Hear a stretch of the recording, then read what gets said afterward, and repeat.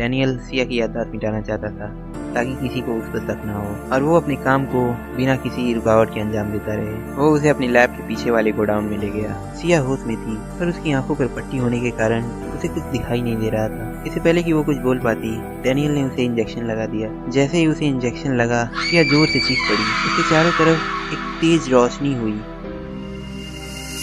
और इसके बाद सिया वहां से अपने आप बाहर आ गई।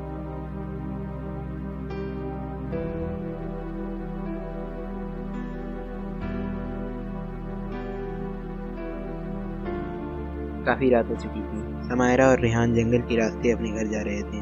वो दोनों सिया के बारे में ही बात करते हुए बस चले जा रहे थे। स्कूल के पहले दिन से ही सिया उनकी सबसे बड़ी दुश्मन थी। गुस्से से लाल समायरा ने कहा, मेरा बस चले तो उस चुड़ैल का टेटवा दबाकर उसे मार डालूं। जब से आई थी तब से कहानी से चिपके जा रही थी और आज ये खबर आई कि वो गायब हो गई।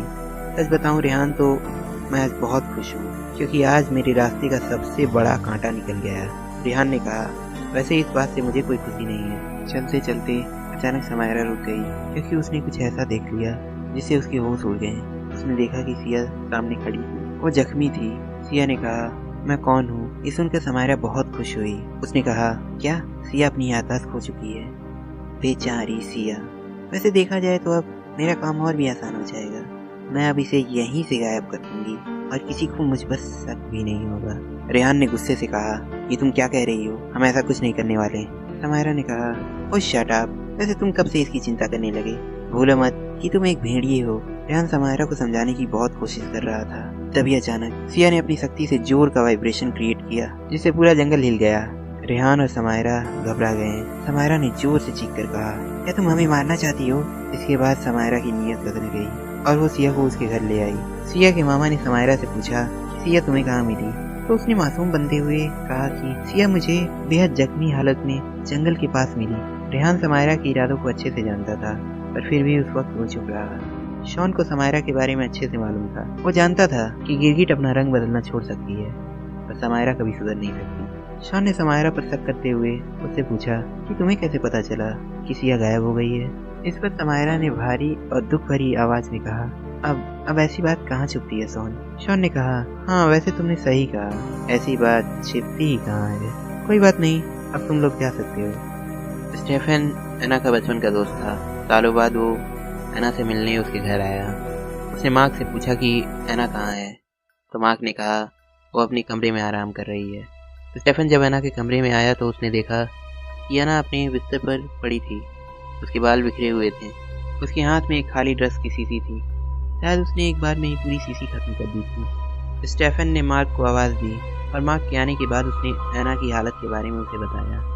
मार्क ने कहा, एना ने शायद ड्रग्स का ओवरडोज ले लिया है और अब इसे बचा पाना मुश्किल है, पर फिर भी मैं सर को इसके बारे में बता देता हूँ। उसने डैनियल को कॉल किया और उसे सारी बात बता दी।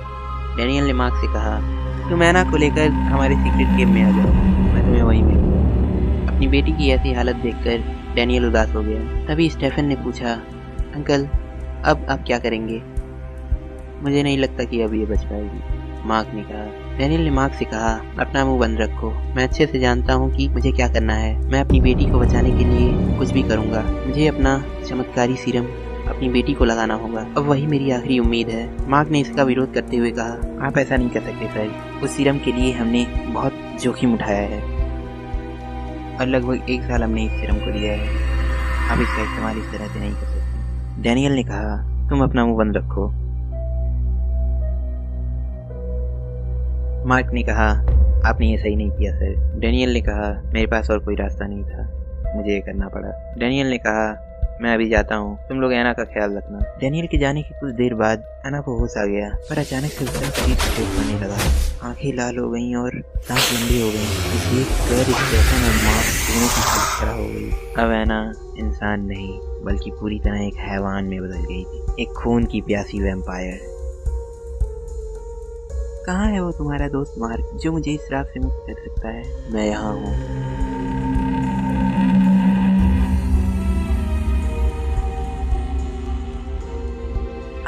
ये क्या किया तुमने? कुछ नहीं, बस मैंने तुम्हारी पावर्स को कुछ देर के लिए न्यूट्रलाइज कर दिया है ताकि तुम्हें ले जाने में मुझे कोई तकलीफ ना हो। अच्छा, तो ये तुम दोनों की चाल थी मुझे फंसाने के लिए? हाँ चलो है ना, अब तुम्हारे चलने का समय हो गया है। इतनी जल्दी भी क्या है कर्नल, पहले मुझसे नहीं मिलोगे?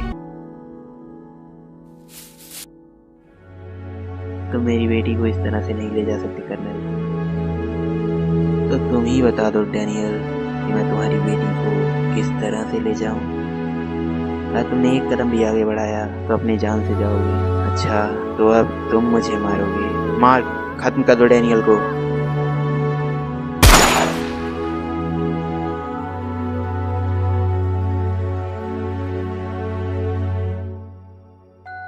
आखिर कौन है कर्नल और वो हैना से क्या चाहता है, जानने के लिए देखिए इस कहानी का